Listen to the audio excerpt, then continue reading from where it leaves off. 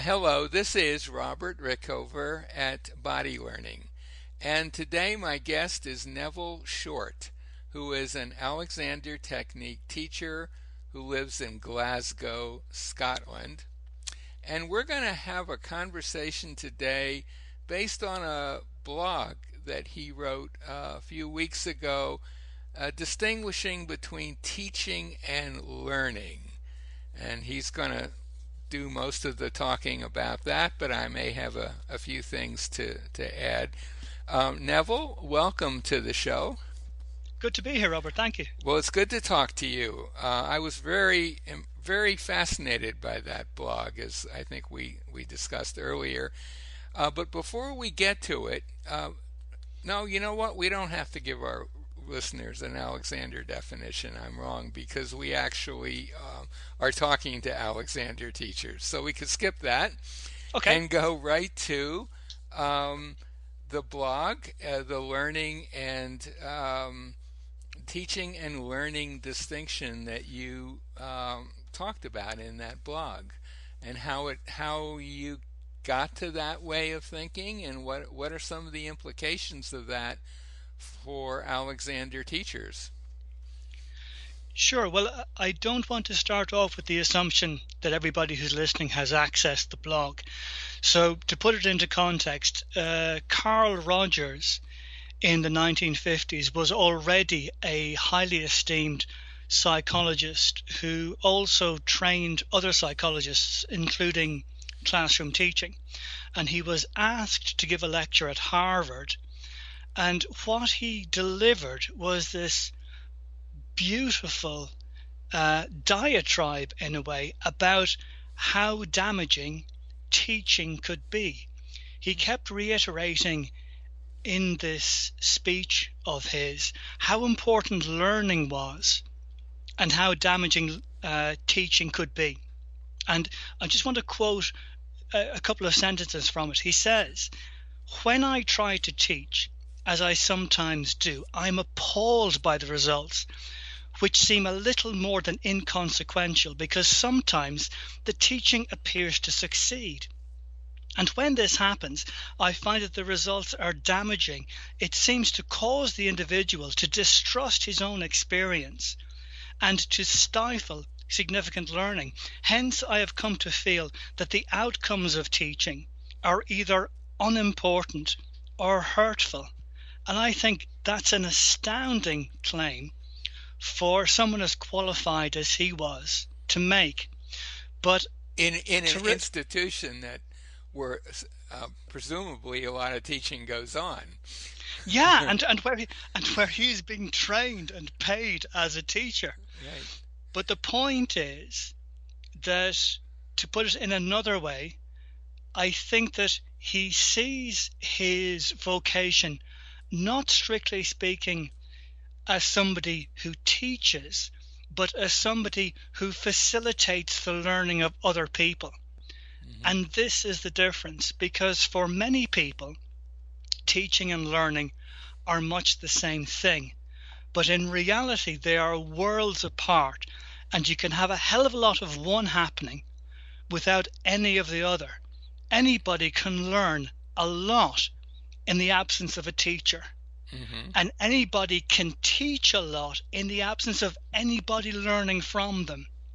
Mm-hmm. So it's important for us, if we consider ourselves as teachers, to make sure that what we're doing is facilitating the pupil's learning, not simply teaching what we think is important for us to teach or what we think we're good at teaching, because it isn't about the teacher.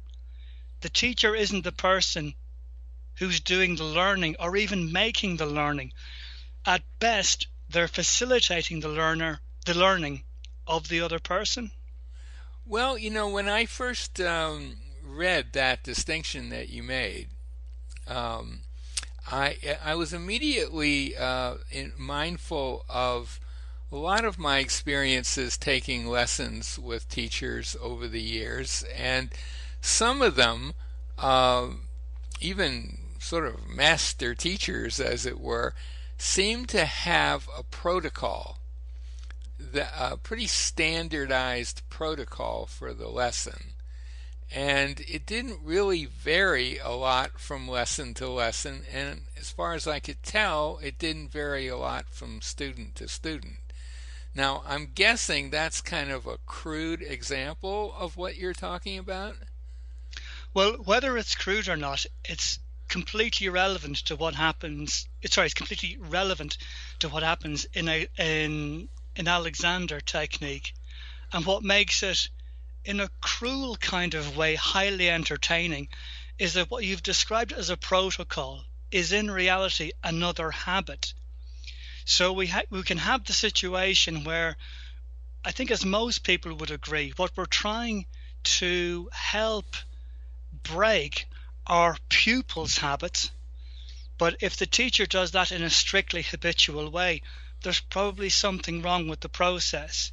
But one of the beauties of looking at what the pupil needs or wants to learn is that when the focus is on the pupil, it's more likely, it isn't an absolute, but it's more likely that the teaching will be different because the pupil's needs will change. Now, it's very easy to say this, it's much harder to have the skills to do it.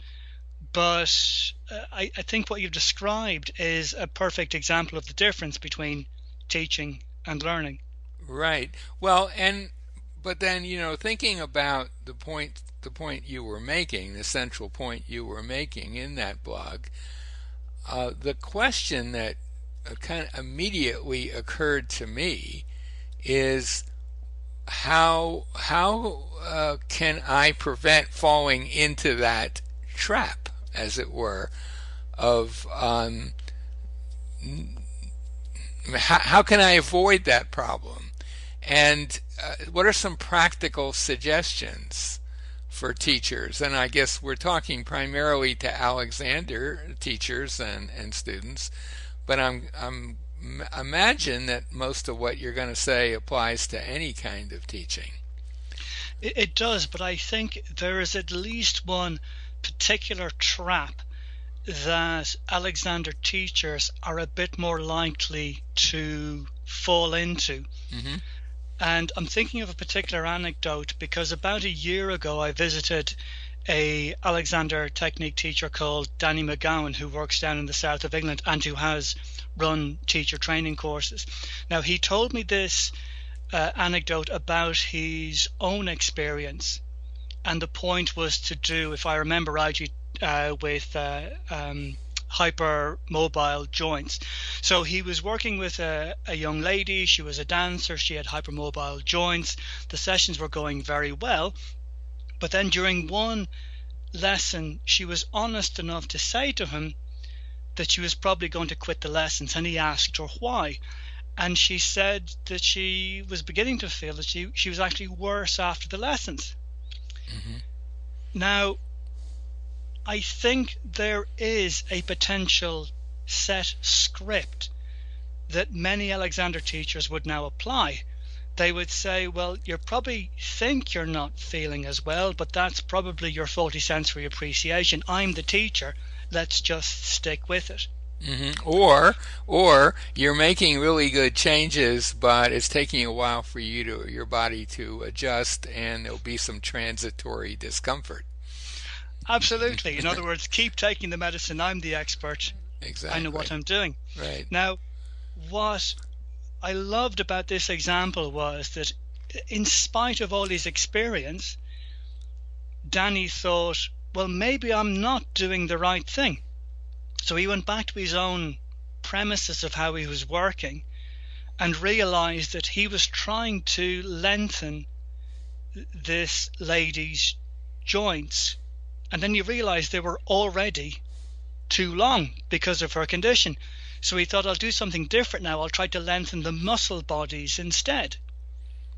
And when he changed his operation in that way, the pupil felt a lot better, and the lessons continued. Now, I don't want to potentially go down a diversion now about the rights and wrongs of what he was actually doing. The point for me was that he listened to the pupil. Right. He acted on the pupil's feedback, And the least you could then say was that because the pupil then returned, he was in a position to help her further. Whereas if he hadn't listened, the least you could say was she wasn't going to return. Mm-hmm. So I guess one thing that you would probably suggest for teachers is that they take seriously any feedback they get, even if they're not happy about it initially. Yeah, I mean, again, most teachers will very readily say that the teacher-pupil relationship in Alexander Technique is essentially a reciprocal one between adults, or a relationship between equals. Mm-hmm. But if we don't take cognizance of the feedback we get, then it becomes an asymmetric relationship. Now, of course, not all the sensory feedback we get is accurate. Mm-hmm. But at the same time, some of it is. So especially, and I've been on the receiving end of this, where I've felt discomfort and been told by the teacher, it's not really what you think it is. It really is disenfranchising for me as a pupil to be told that I might feel uncomfortable, but I'm not. The fact is, if somebody says they feel uncomfortable, then they are, and that's going to be at least a stressor for them, Mm-hmm. which really isn't what it's about. Exactly. Now, I know you had, I think, maybe 2 or 3 other very specific suggestions to help teachers start thinking along the lines that you've been talking about. Sure. Well, one was, again, a very practical idea in terms of finding out what the pupil wants, and it goes back to a Congress paper that Jeremy Chance wrote, where he said he was talking with a very successful Alexander Technique teacher who was based in London, and he asked that person how they came to be so busy. And this teacher said it was very simple, really. He said he could categorize all his pupils into one of 3 different areas. Either they were in pain and wanted to be fixed, or they wanted to know more about the mechanics and the dynamics of movement, or they were perhaps open to some wider kind of experience. And this teacher said that what he or she did was simply to find out at his earliest opportunity which of these 3 categories the pupil fitted into, and then to supply that need. Mm-hmm. Now, I know that might feel a bit mercenary, but in any kind of relationship, especially a commercial one, you have to find out what the client wants. If a teacher goes into that relationship simply thinking, I know what I'm going to teach, I know what I'm going to do, without finding out first what the pupil, what the customer wants, they probably won't have that customer for very long. Now, I'm not suggesting that the only thing that's taught to the pupil is what they say they want, but if we don't teach the pupil, or don't at least address what the pupil considers their needs to be, then we can't expect them to hang around for very long. Right. Okay. Yeah, that makes good sense. What's the next one? Well, part of my interest in this aspect of teaching and learning is my own qualifications, both as a secondary school teacher and as a kayak and canoeing coach. And in the UK, all coaches of kayaking and canoeing get some very solid advice on how to coach. So when we meet a kayaking pupil, the first thing we do is called profiling, where we might ask the kayaker what their competence is, but we won't make any decisions until we've seen them on the water. And it has to be in an environment where they can't just coast along. It has to be in an environment where they're working in a way that's autonomous, where they have to react to things quite quickly. Then we know what they're really like as a kayaker, and then we can figure out how they can move along the spectrum to greater competence. And in much the same way, it's very useful, very important for Alexander Technique teachers to see how people think and move before we start trying to figure out what they might want. I mean, what I would like now is actually to work in a practice where I had to follow my client up a flight of stairs before I start talking to them, because then at least I could see how they move before I start trying to figure out what the issue might be. But again, I can give an example of really good Alexander Technique practice in this, because I was just reading through Kelly McEvenue's book, The Alexander Technique for Actors. And in that she says if she's working with a theatre troupe for a number of days, what she does on the first day is just observe how they go about their routine business. And from that you can figure out a bit more about what they might need or want. But to go back to the first point, these are ways of trying to figure out what learning the teacher should facilitate, what it is, where is the client, where is the pupil now, rather than going back into that protocol you mentioned earlier on, where it's kind of the sausage factory where everybody gets the same thing. Right. And it should also make it more interesting for the teacher, because it is different and it is more present and it is more in the moment. It does require more skill, but part of the skill is in part gained by going through this process of really treating the pupil like a different individual on every time they're seen. Right. So there was one other point you had to make on this topic, on the general topic we're talking about? Yeah, it was that I think there's a big difference between saying these things and doing them. It's very easy to talk this talk and it's very difficult to walk it. And I've been in a number of Alexander Technique training courses where it was quite routine for the teacher to ask at the start of a lesson of the trainees, what would you like to do in this lesson? And I don't think that's facilitating learning. I think that's almost a derogation of duty by the teacher, because the pupils can't always figure out what it is they don't know. So while the drum that I'm banging on about is facilitating learning, facilitation isn't just about asking somebody what they want. It's also about offering choices, about making suggestions, rather than just asking the pupil what they want and then having the pupil drive it all the time. Because if the pupil knew all the time, they wouldn't be coming to that teacher or they wouldn't be coming to that course. Right.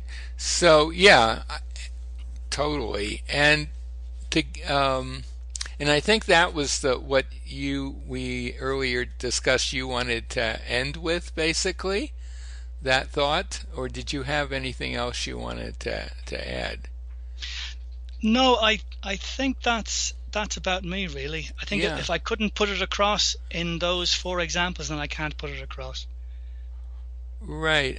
I think that one thing that I'd like to add is based on something I just read recently, a Facebook post, talking about the whole concept of right and wrong, and how I'm sure you and pretty much any Alexander Technique teacher listening to this will know that students like to ask questions like, is my head in the right position, or am I doing it right, that kind of thing.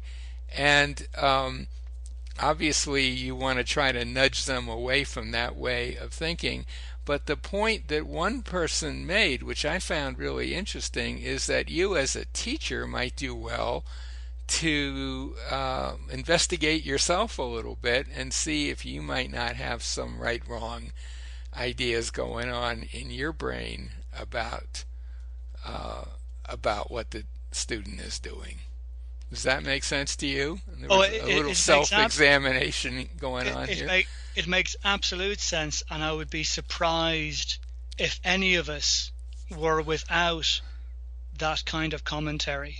And Absolutely, yeah. And when we observe ourselves or other teachers, it's kind of happening all the time. And for me, this is one of the very interesting parts where we get very readily from the physical to the psychological, because if the teacher is invested in a particular body position or movement or reaction from the student, then that's going to come across to the student, and they're going to pick up that there's a right way and a wrong way of doing these things.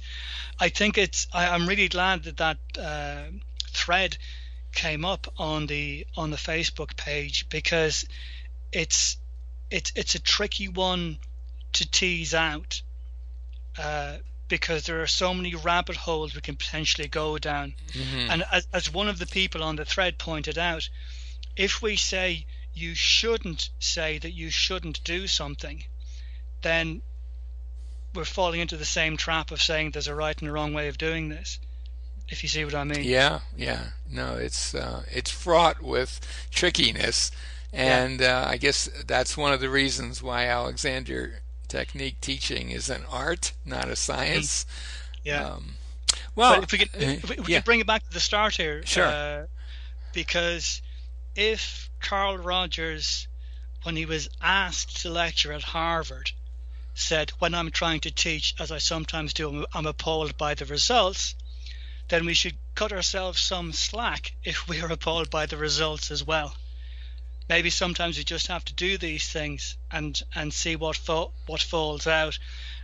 We frequently, as we should, ask our pupils not to beat themselves up about anything that might be happening. And to the same extent, while we should be tinkering with our own practice, we shouldn't be beating ourselves up either with how we're doing things. We just try to frame it with the right positive approach of helping people, and then learn from what happens. Absolutely. Maybe that's a good place to end our conversation. My guest today has been Neville Short, an Alexander Technique teacher in Glasgow, Scotland.